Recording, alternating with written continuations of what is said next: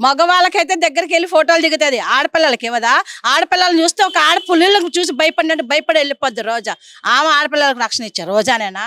ఎందుకండి మాట్లాడతారు అసలు నాకు తెలీదు.